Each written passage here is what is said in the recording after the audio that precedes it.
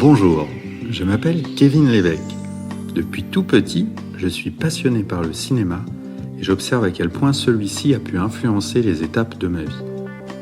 Et vous, quels sont les films qui ont façonné l'adulte que vous êtes aujourd'hui ?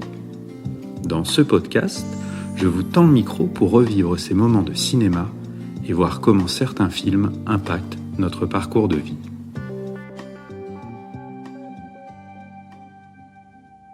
Dans cet épisode d'Action-Réaction, j'accueille Gwenaëlle Gweler, accompagnatrice psychocorporelle, sonothérapeute et enseignante du Yin Yoga à Vincennes. Elle est la fondatrice de Sensiva Energia, où elle accompagne les individus et les collectifs dans leur transition. Elle a à cœur de proposer des espaces transformateurs où on peut respirer, ressentir, se régénérer, co-créer, retrouver du sens et du lien.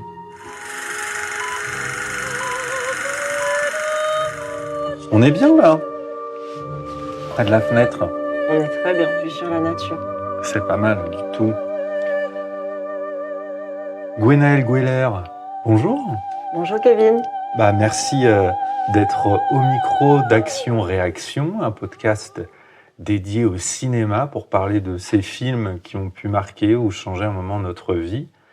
Et tu viens aujourd'hui parler d'un film, on va le dévoiler dans une petite minute.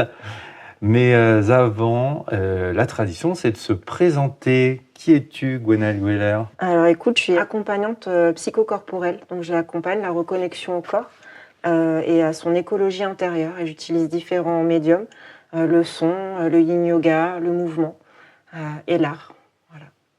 Et ça s'appelle, j'ai vu, Sensiva Energia. L'énergie. On sent que tu es quelqu'un lié et connecté à l'énergie. Ouais. Et ça va avoir un rapport d'ailleurs avec le choix de ton film, puisque énergie, je peux donner un indice, élément. Ouais. Peut-être que d'ailleurs certains, à l'introduction de ce podcast, ont entendu derrière ma voix une ambiance de film. Et donc ce film, c'est... Le 5e élément. Le 5e élément, et particulièrement le personnage de Lilou, dont tu m'as parlé. Tout à fait. Le 5e élément, on est en 1997, réalisation de Luc Besson. On se souvient dans ce film notamment avec Bruce Willis et Milla Jovovich pour le rôle de Lilou. Tu te rappelles la première fois que tu as vu ce film ? Alors pas exactement, mais j'étais assez jeune. Je pense adolescence, début d'adolescence. C'est au cinéma, chez toi, chez cassette Chez moi, à la télé. Ça fait mal quand on dit cassette. Je veux dire, c'est pas 90. Génération 80. Le DVD va arriver en 98, 99, 2000, ça y est. Mais tu l'as peut-être vu au cinéma.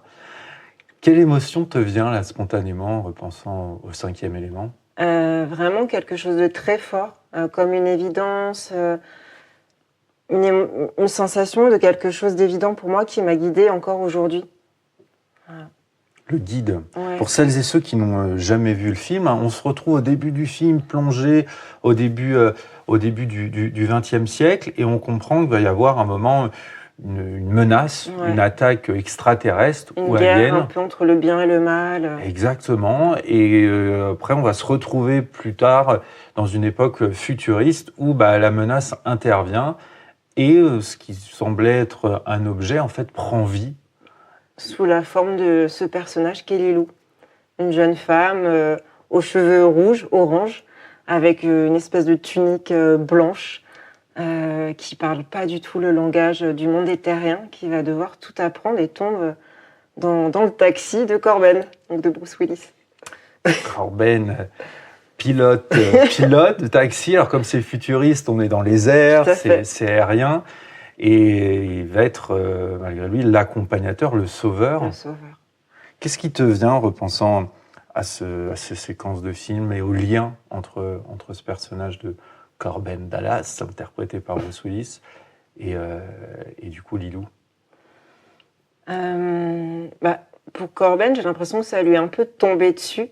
Il comprend pas ce qui lui arrive, mais je pense qu'il est touché par cette jeune femme qui comprend rien, qui a pas les codes, pas le langage, et en même temps qui absorbe tout de ce monde très très vite.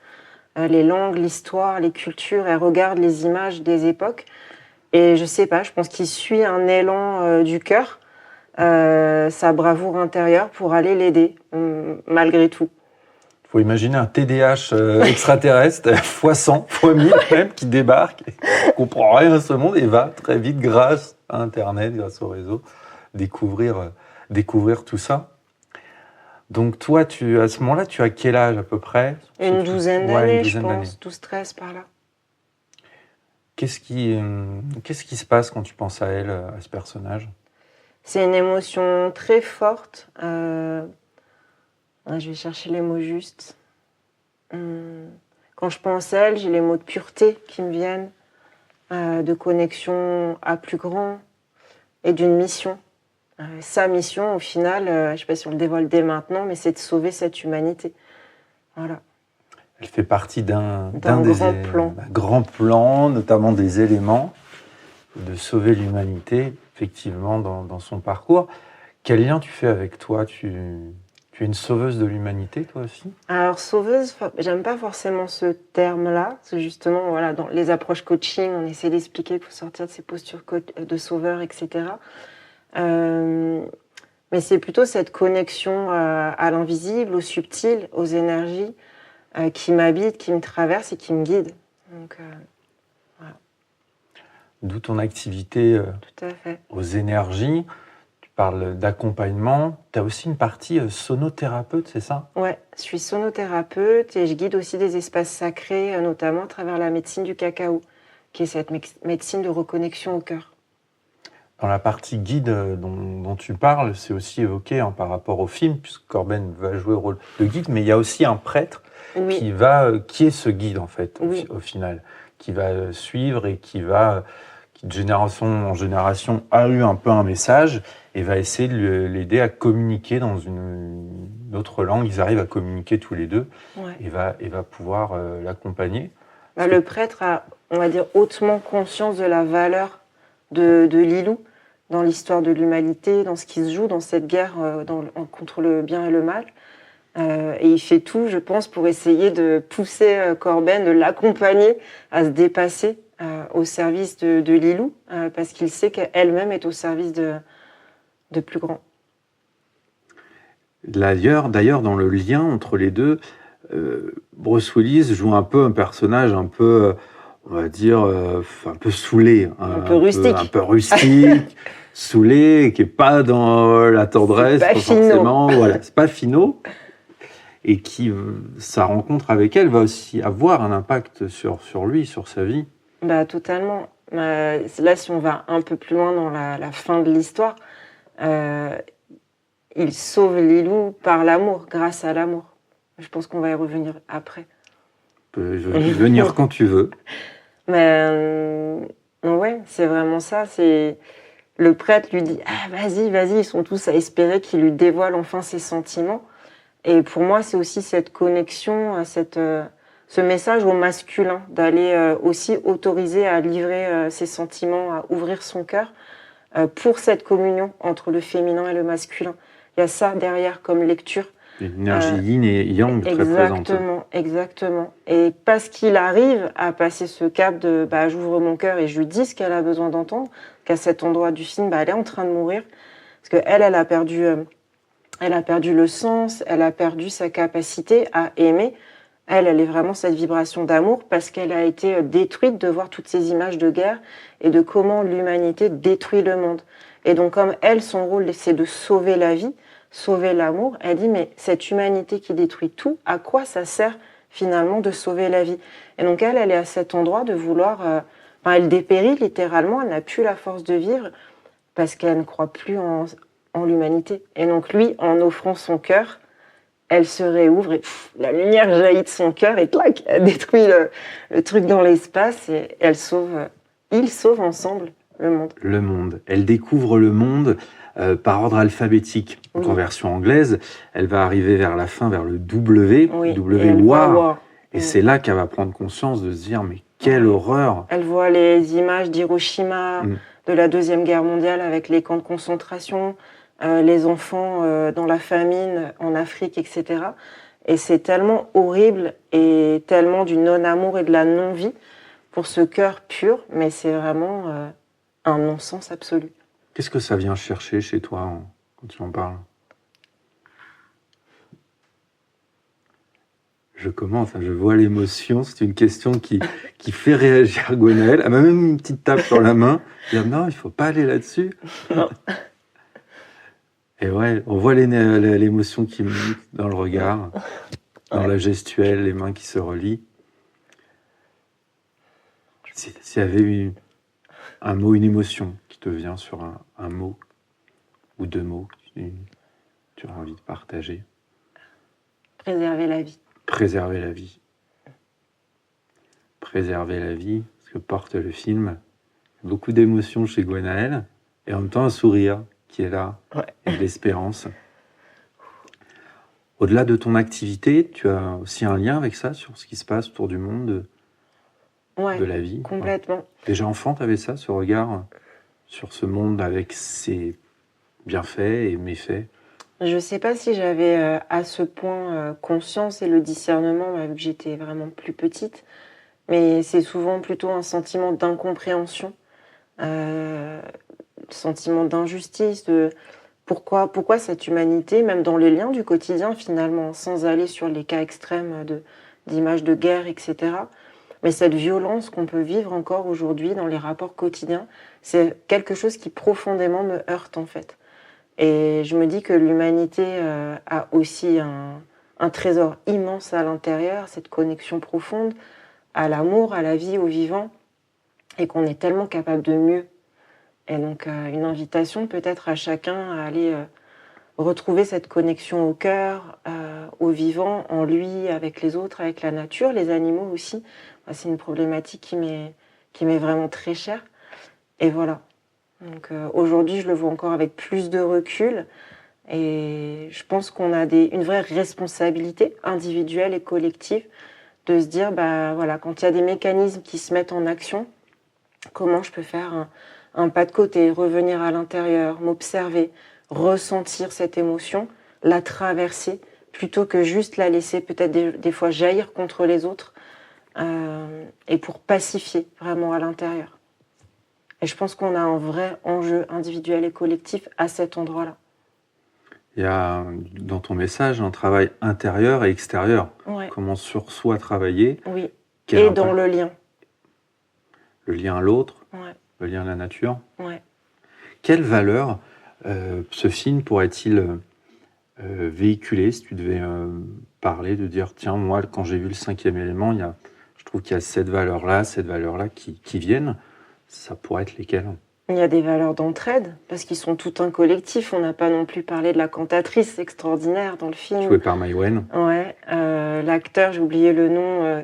Corbin Dallas. Corbin Dallas. Qui est tout ça. Voilà. Voilà. Donc il y a tout ce collectif. Il y a le jeune assistant prêtre. Donc il y a vraiment une dynamique d'entraide qui est présente pour œuvrer au service de ce personnage. Et vraiment, je pense que la valeur primordiale, c'est l'amour et la vie.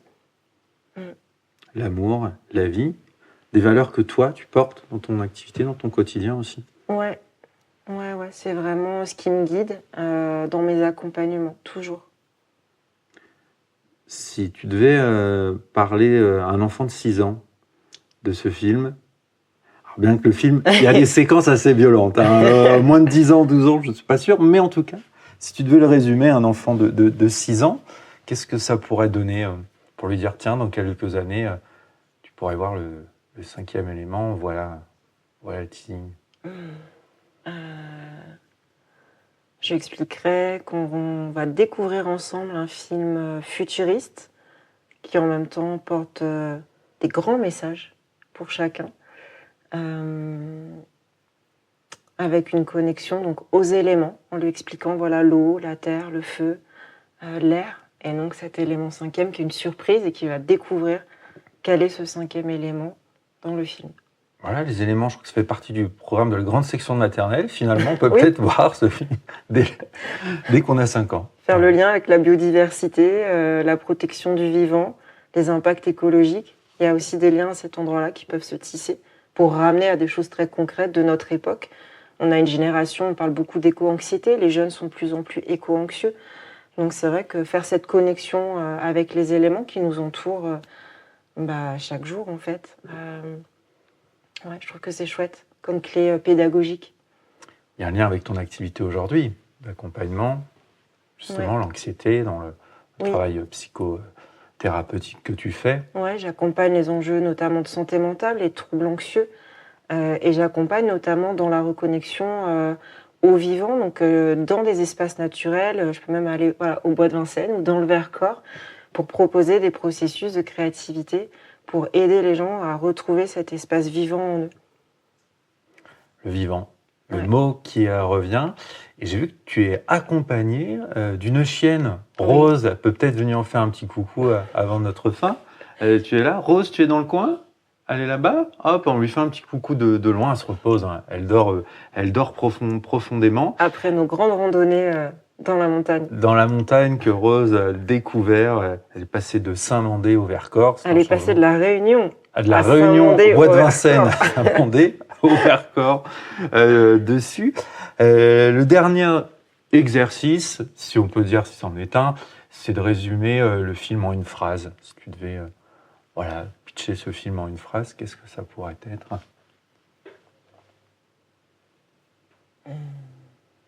Moi, le pitch, c'est pas mon fort. Ouais, ça peut être tout bête, ce qui devient spontanément. Allez découvrir Lilou et son message. Lilou et le message. Voilà. Bravo. Le mystère de Lilou. Les mystères de Lilou. Ouais. On pourrait peut-être faire une série, un spin-off. Ouais, une BD. Voilà. Si Luc Besson écoute ce podcast. On attend la suite. On attend la suite. On en aurait bien besoin. Qu'est devenu Lilou et Corben? Que sont-ils devenus? C'est vrai qu'à l'heure de toute cette transition écologique, tous ces enjeux climatiques, sociétaux, peut-être qu'on aurait besoin d'un cinquième élément d'eux. Voilà. Et Luc Besson, entends-nous? C'est bien. Et on fait l'appel. On fait l'appel. Bruce Willis qui a souvent sauvé le monde dans cette période-là, 97-98, entre Armageddon le 5e élément et Armageddon. Exactement. Ça va être le lien. Gwenaëlle, merci. Merci Kevin. D'être venu au micro d'Action-Réaction.